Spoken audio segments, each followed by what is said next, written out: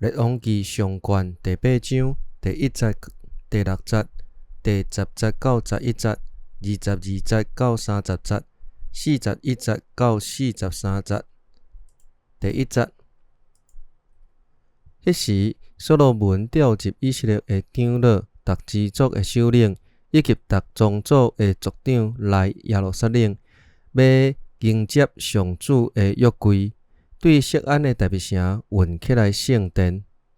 第6节，祭司将上主的约柜入内殿，就是至圣所，下伫指定的所在，天使记录笔石鼓下面。第10节，当祭司对圣所出来的时，有云充满上主的殿，因为安尼，祭司袂当徛伫服侍，上主的荣光充满上主的殿。22节，所罗门当以色列会众的面前，徛伫上主的祭坛前，举双手向天讲：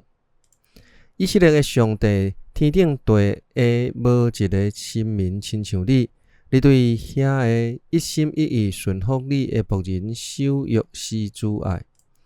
你有接受对你的仆人我的老爸大卫的应允，你亲嘴应允的，今仔日拢亲手实现。上主以色列的上帝，求你实现对你的仆人我的老爸大卫的应允。你有讲，你的子孙若亲像你伫我的面前敬神生活，你的后代就会永远坐以色列的王位。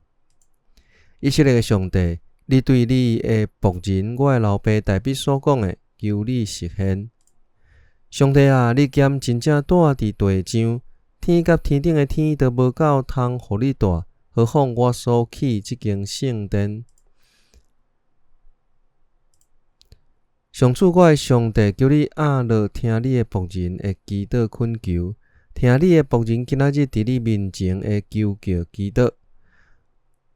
愿你明日看顾这个圣殿，就是你讲你要临在的所在。你的仆人这个所在祈祷的时，求你听。你的仆人甲你的子民以色列这所在祈祷的时，愿你伫天顶你住的所在，听阮祈祷，赦免阮。41节，若有外国人毋是属你的子民以色列的，因为听到你的大名、大权能的作为，甲你救助的手骨，对真远的所在来，这个殿祈祷，求你伫天顶你徛起的所在，听因的祈求，照外国人一切对你恳求的来做，互天下万民拢会亲像你的子民以色列相款，捌你的名，敬畏你，佮互因知，这个圣殿是敬拜求叫你的所在。